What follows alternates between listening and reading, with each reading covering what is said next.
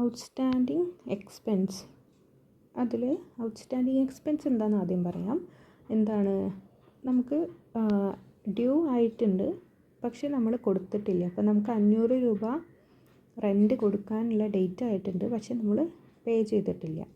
ഇതിനാണ് outstanding expense എന്ന് പറയുന്നത്. അക്രൂഡ് ബട്ട് നോട്ട് പെയ്ഡ് അല്ലെങ്കിൽ ഡ്യൂ ബട്ട് നോട്ട് പെയ്ഡ്. അപ്പോൾ ഇത് എക്സ്പെൻസാണ്. അതുകൊണ്ട് തന്നെ നമ്മൾ ഒന്നെങ്കിൽ ഇൻകം ആൻഡ് എക്സ്പെൻഡിച്ചറിൻ്റെ എക്സ്പെൻഡിച്ചർ സൈഡാണ് കാണിക്കേണ്ടത്. റവന്യൂ എക്സ്പെൻഡിച്ചർ ആയതുകൊണ്ട് നമ്മൾ ഇൻകം ആൻഡ് എക്സ്പെൻഡിച്ചറിലാണ് കാണിക്കേണ്ടത്. ഇനി ഇത് ബിഗിനിങ്ങിലുള്ളതാണോ എൻഡിലുള്ളതാണോ എന്നുള്ളതാണ് നോക്കേണ്ടത്. ഓക്കെ, അറ്റ് ദി എൻഡ്, ഇപ്പോൾ 2025 നമ്മൾ പ്രിപ്പയർ ചെയ്യുന്നതെങ്കിൽ, അക്കൗണ്ടാണ് പ്രിപ്പയർ ചെയ്യുന്നതെങ്കിൽ 2025 എൻഡ് ചെയ്യുന്ന സമയത്തും നമുക്ക് ഇങ്ങനെ ഔട്ട്സ്റ്റാൻഡിങ് ആയിട്ട് കുറച്ച് എക്സ്പെൻസ് ഉണ്ട്, നമ്മളത് പേ ചെയ്തില്ല. അപ്പോൾ അതെന്ന് പറഞ്ഞാൽ ഇക്കൊല്ലം ശരിക്കും പേ ചെയ്യേണ്ട എമൗണ്ട് തന്നെയാണ്. ഇക്കൊല്ലം എൻഡായിട്ട് നമ്മളത് പേ ചെയ്തിട്ടില്ലെങ്കിൽ ഈ ഇയർത്തെ എക്സ്പെൻസായിട്ട് നമ്മളതിനെ ട്രീറ്റ് ചെയ്യണം. അങ്ങനെയാണെങ്കിൽ ഇക്കൊല്ലത്തെ എമൗണ്ടിനോട് കൂടെ അത് ആഡ് ചെയ്തിട്ടാണ് നമ്മൾ കാണിക്കേണ്ടത്. ഓക്കെ, എക്സ്പെൻഡിച്ചർ ഉണ്ടാവുക എവിടെയാണ്? ഇൻകം ആൻഡ് എക്സ്പെൻഡിച്ചറിൻ്റെ എക്സ്പെൻഡിച്ചർ സൈഡാണ്. ആ ഒരു എമൗണ്ട് നമ്മൾ കൺസേൺഡ് ആയിട്ടുള്ള എക്സ്പെൻഡിച്ചറിൻ്റെ, ഇപ്പോൾ റെൻ്റ് ആണെങ്കിൽ ഇക്കൊല്ലത്തെ റെൻ്റ് എക്സ്പെൻസ് നമുക്ക് തന്നിട്ടുണ്ടാവും, ഒരു 500 തന്നിട്ടുണ്ടാവും. അഡ്ജസ്റ്റ്മെൻറ്റിൽ എന്ത് പറഞ്ഞിട്ടുണ്ടാകും? 500 രൂപ ഔട്ട്സ്റ്റാൻഡിങ്ങുമാണ് അറ്റ് ദി എൻഡ് എന്ന് പറയും. അപ്പോൾ എന്ത് ചെയ്യണം? നിലവിലെ 500 കൂടെ ഇക്കൊല്ലം എൻഡായിട്ട് നമ്മൾ അടയ്ക്കാത്ത ഔട്ട്സ്റ്റാൻഡിങ് റെൻറ്റും കൂടെ ആഡ് ചെയ്ത് കൊടുക്കണം. ഓക്കെ, ഇനി ഇക്കൊല്ലം അവസാനമായിട്ടും അടയ്ക്കാത്തത് കൊണ്ട് തന്നെ അത് നമുക്കൊരു ലയബിലിറ്റിയുമാണ്. ഇതാണ് outstanding expense at the end എന്ന് പറഞ്ഞാൽ മനസ്സിലാക്കേണ്ട ഒരു കാര്യം. ഇനി outstanding expense at the beginning ഉണ്ട് എന്ന് പറഞ്ഞാൽ എന്താ? റെൻറ്റ് ബിഗിനിങ് എന്ന് പറഞ്ഞാൽ എന്താ? കഴിഞ്ഞ കൊല്ലത്തെ ക്ലോസിംഗ് ആണ് ഇക്കൊല്ലത്തെ ബിഗിനിങ് എന്ന് പറയുന്നത്. അപ്പോൾ കഴിഞ്ഞ കൊല്ലം ഒരു 500 രൂപ നമ്മൾ പെൻഡിങ് ആക്കി വെച്ചിട്ടുണ്ടായിരുന്നു. അത് കഴിഞ്ഞ കൊല്ലത്തെ കാര്യമാണ്. കഴിഞ്ഞ കൊല്ലത്തെ എന്താണ്? ഔട്ട്സ്റ്റാൻഡിങ് അല്ലെങ്കിൽ ഡ്യൂ ആയിട്ട് പേയ്മെൻറ്റ് നടത്താത്തതാണ്.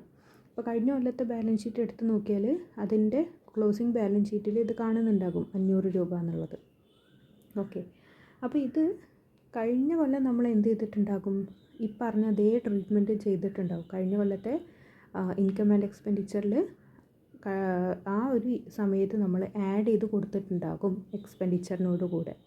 അപ്പോൾ ഇക്കൊല്ലം നമ്മൾ നേരെ ഓപ്പോസിറ്റ് അത് ഡിഡക്റ്റ് ചെയ്ത് കാണിക്കണം. Okay, outstanding expense at beginning ആണ് ക്വസ്റ്റ്യനിൽ തന്നത്. അതായത് 2025 പ്രിപ്പയർ ചെയ്യുമ്പം നമ്മൾക്ക് അതിൻ്റെ ഓപ്പണിംഗ് ബാലൻസ് ആണ് തന്നത് എന്നുണ്ടെങ്കിൽ നമ്മൾ എന്ത് ചെയ്യണം? ഓപ്പണിംഗ് ബാലൻസ് അല്ലെങ്കിൽ ഓപ്പണിംഗ് ഔട്ട്സ്റ്റാൻഡിങ് എക്സ്പെൻസിൻ്റെ എമൗണ്ട് തന്നിട്ടുണ്ടെങ്കിൽ അത് നമ്മൾ കൺസേൺഡ് എക്സ്പെൻസിന് ഡിഡക്റ്റ് ചെയ്യുകയാണ് ചെയ്യേണ്ടത്. ഇതിന് ജസ്റ്റ് ഓപ്പോസിറ്റാണ് ഇത് ചിന്തിക്കേണ്ടത്. ഇക്കൊല്ലത്തെ ബാലൻസ് ഷീറ്റിൽ അതിന് എഫക്റ്റ് ഒന്നും ഉണ്ടാവില്ല. എപ്പം മാത്രം? ഇക്കൊല്ലം നമ്മളത് അടച്ചിട്ടില്ല എന്നുണ്ടെങ്കിൽ നിലവിലത്തെ ബാലൻസ് ഷീറ്റിലും ഔട്ട്സ്റ്റാൻഡിങ് ആയിട്ട് ആ ഒരു എമൗണ്ട് കാണിക്കും. ഓക്കെ, അടച്ച് തീർത്തിട്ടുണ്ടെങ്കിൽ എന്താണ്? ഈ കൊല്ലത്തെ ബാലൻസ് ഷീറ്റിൽ ഇത് കാണിക്കേണ്ട ആവശ്യമില്ല, അത് കഴിഞ്ഞ കൊല്ലത്തെ കാര്യമാണ്. ഓക്കെ, ഇനി പ്രീപെയ്ഡ് എക്സ്പെൻസിൻ്റെ കേസ് ഉണ്ട്. ഇതൊക്കെ അറ്റ് ദി ഇയർ എൻഡിലുള്ള കാര്യങ്ങൾ മാത്രമേ ഈ ഇയർത്തെ ബാലൻസ് ഷീറ്റ് പ്രിപ്പറേഷനിലേക്ക് ആവശ്യമുള്ളൂ.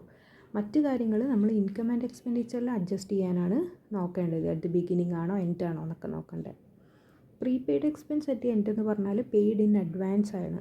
2 കൊല്ലത്തേക്കുള്ള റെൻറ്റ് നമ്മൾ ഒരുമിച്ച് അടച്ചു, അല്ലെങ്കിൽ 6 മാസത്തേക്കുള്ള റെൻറ്റ് നമ്മൾ ഒരുമിച്ച് അടച്ചു. അതാണ് പേയ്മെൻറ്റ് ഇൻ അഡ്വാൻസ് എന്ന് പറയുന്നത്.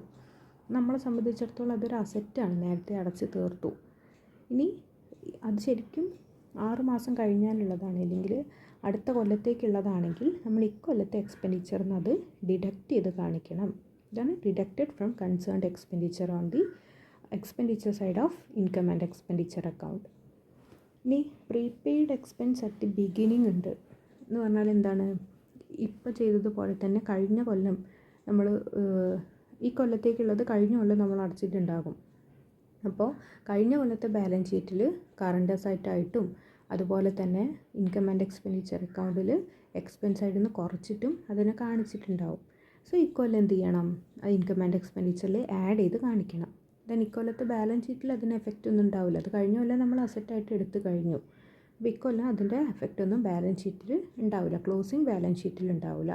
ഇതൊക്കെ ഓപ്പണിംഗ് ബാലൻസ് ഷീറ്റിലത്തെ ഐറ്റമായിട്ടാണ് ഉണ്ടായിരിക്കുക. ഓക്കെ, അപ്പോൾ ഇതാണ് എക്സ്പെൻസിൻ്റെ കാര്യം.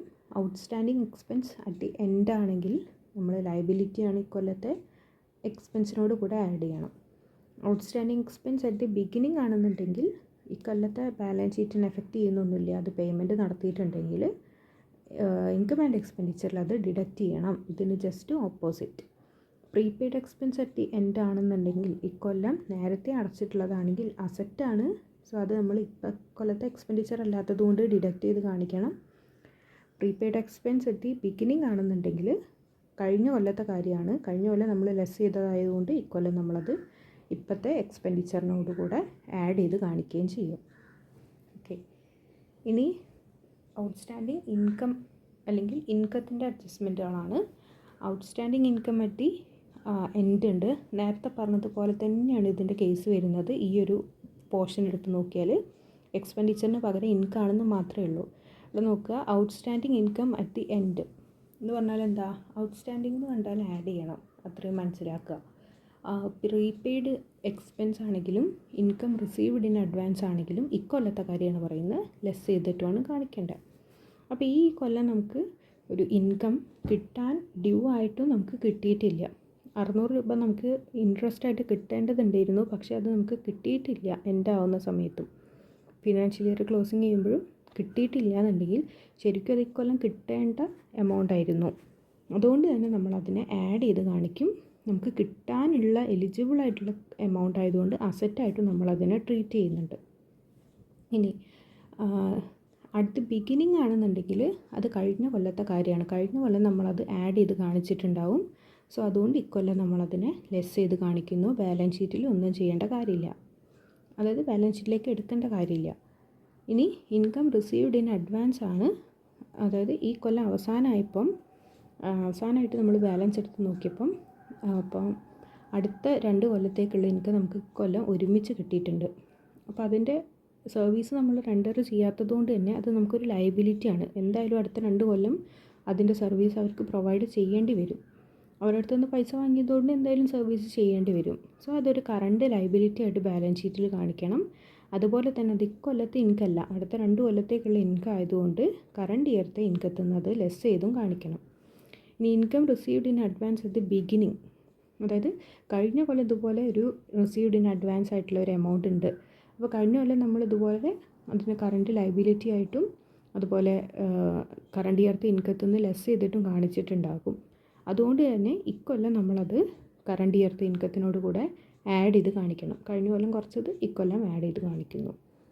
ഇതൊക്കെയാണ് ബേസിക്കലി നമുക്ക് അറിഞ്ഞിരിക്കേണ്ട കുറച്ച് അഡ്ജസ്റ്റ്മെൻറ്റ് എന്ന് പറയുന്നത് ബാലൻസ് ഷീറ്റ് പ്രിപ്പറേഷൻ റിലേറ്റഡ് ആയിട്ട്. ഓക്കെ.